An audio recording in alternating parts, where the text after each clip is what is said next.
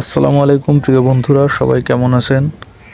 আশা করি সবাই ভালো আছেন। আমরা এখন আপনাদের দেখানোর চেষ্টা করব সেন্ট মার্টিনের সি বিচের এই সাইডটা। দেখুন সেন্ট মার্টিনের যে সমুদ্রের ঢেউগুলো, এখন যদিও জোয়ারের সময়, ঢেউগুলো কত সুন্দরভাবে আছড়ে আসতেছে। সমুদ্রের পাড়েই আছে একটি বড় রিসোর্ট।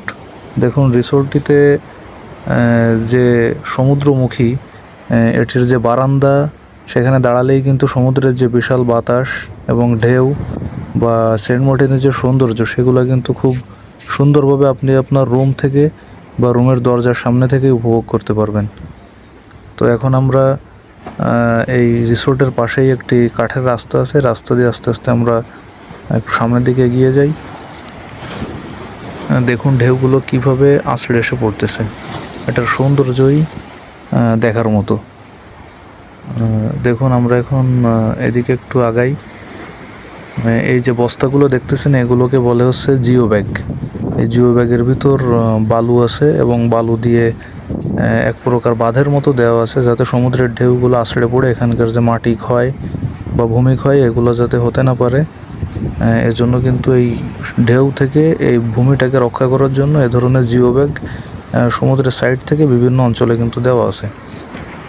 দেখুন কাঠের ব্রিজ ধরে আমরা আর একটু সামনে আগাই। এই হচ্ছে সি বিচের একটা অংশ।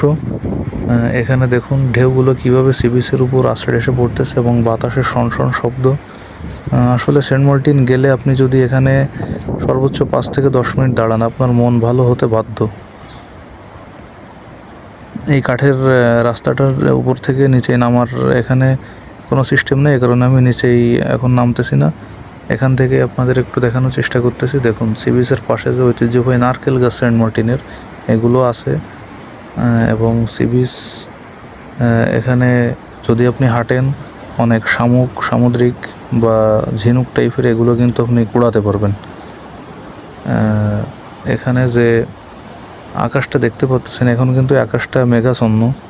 তো এই মেঘযুক্ত আকাশ এবং এই সমুদ্রের বিশাল ঢেউ এবং বাতাসের শব্দ সব মিলে এখানের পরিবেশ একটা অন্যরকম সুন্দর মনে হচ্ছে।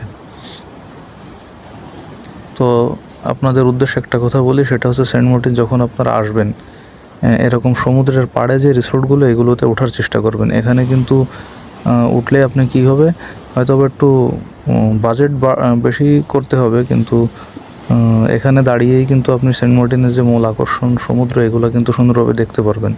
একটু ভিতরে গেলে অল্প দামি রিসোর্ট পাবেন, কিন্তু সেখান থেকে কিন্তু আপনি সৌন্দর্যগুলো সম্পূর্ণভাবে দেখতে পারবেন না।